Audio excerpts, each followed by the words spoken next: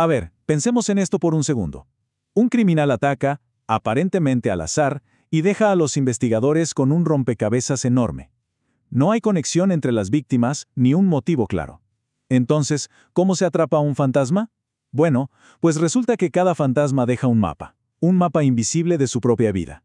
Hoy vamos a explorar la ciencia que nos permita leer ese mapa, el perfil geográfico. Este fue justamente el tremendo desafío que enfrentó la policía de Londres allá en los años 80 con el caso del violador del ferrocarril. Los ataques parecían totalmente aleatorios, aterrorizaban a la ciudad y la verdad tenían a los investigadores en un callejón sin salida. No había un vínculo obvio, solo un patrón de violencia que a simple vista no tenía ni pies ni cabeza. Y es justo aquí donde entra en escena una idea que lo cambió todo, una idea del psicólogo David Cantor. Él propuso algo que sonaba radical. Los lugares de los crímenes no son para nada aleatorios. De hecho, son como puntos en un mapa que cuando los conectamos revelan el mapa de la vida del delincuente. Ok, a ver, vamos a meternos de lleno en esto. La idea central de Cantor es sorprendentemente simple, pero súper poderosa. Es así.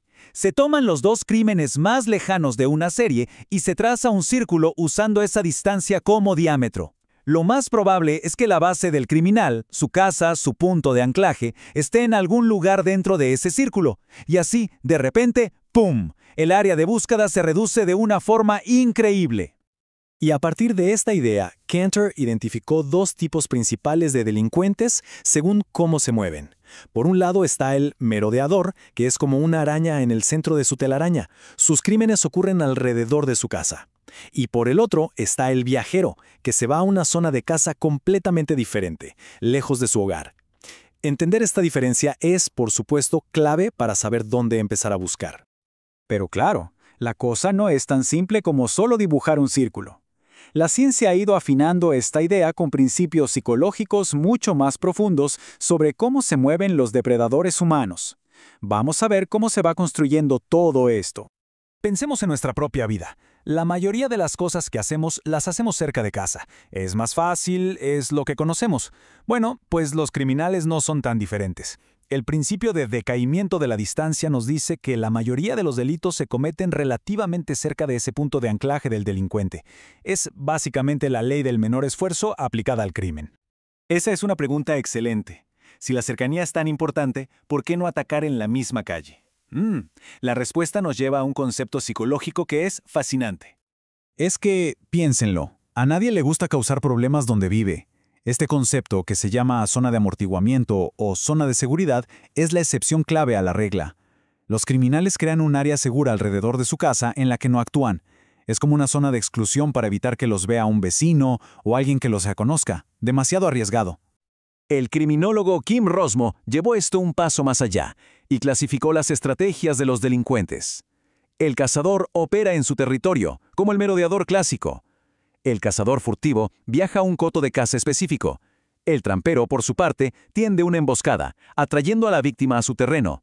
Y el pescador es el oportunista, el que simplemente aprovecha una ocasión que se le cruza en su día a día. Muy bien, todo esto suena a una teoría fascinante, ¿verdad? Pero, ¿funciona en el mundo real? Pues vamos a ver cómo estos principios se aplicaron para resolver 3 casos reales de asesinos en serie en España. En el caso de Remedios Sánchez Sánchez, se descubrió que tenía varios puntos de anclaje, su casa, su trabajo y hasta un bingo al que iba mucho. El análisis demostró que todos sus ataques ocurrieron alrededor de estas zonas de confort. El círculo de Cantor no solo contenía su casa, sino prácticamente todo su mapa mental. O sea, era una merodeadora de manual. Ahora, el caso de Alfredo Galán Sotillo es todavía más interesante. Sus crímenes estaban súper dispersos por toda la comunidad de Madrid, abarcando casi 40 kilómetros. A primera vista uno pensaría que es un viajero, ¿no? Pero al aplicar la hipótesis del círculo, los analistas descubrieron que su casa, su punto de anclaje, estaba justo dentro del borde de esa área de operación tan grande. Así que técnicamente seguía siendo un merodeador. Y para terminar, tenemos un caso de libro de texto. José Antonio Rodríguez Vega operaba en un área increíblemente pequeña en la ciudad de Santander. Los lugares de sus crímenes estaban todos a poquísima distancia de su casa, que de hecho se encontraba casi en el centro del círculo. Su patrón era tan pero tan claro que su base de operaciones era altamente predecible. Entonces, la conclusión aquí es súper clara. En los 3 casos reales, la teoría funcionó a la perfección. Los 3 asesinos, a pesar de tener métodos y áreas de operación muy distintas, fueron clasificados como merodeadores.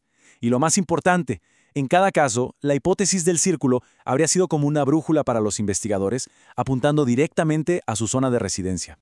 Y todo esto nos lleva a la gran idea que une todo. El perfil geográfico no trata solo de círculos y mapas. En el fondo, trata de la psicología del hábito humano. Al final del día, los delincuentes son criaturas de hábito, igual que cualquiera de nosotros. Se mueven dentro de un mapa mental personal, uno formado por su casa, su trabajo, las rutas que toman, los lugares que frecuentan. Sus crímenes, por más terribles que sean, ocurren dentro de los límites de ese mapa familiar. No cazan en el vacío, cazan en su propio patio trasero, por así decirlo. Esta cita de David Canter lo resume todo perfectamente. Un crimen no es solo un acto, es una interacción que ocurre en un lugar y un momento específicos, y ese contexto, ese dónde y cuándo, nos dice tanto sobre el criminal como el propio acto, nos revela pedacitos de su vida cotidiana y de su psicología. Y esto nos deja con una pregunta final para reflexionar. Pensemos un momento en nuestras propias rutinas. El camino al trabajo, la tienda de la esquina, el parque que visitamos. Todos esos puntos de datos forman nuestro propio mapa mental. Si alguien lo analizara, ¿qué historia contaría sobre nuestros hábitos, nuestras comodidades y, en última instancia, sobre quiénes somos?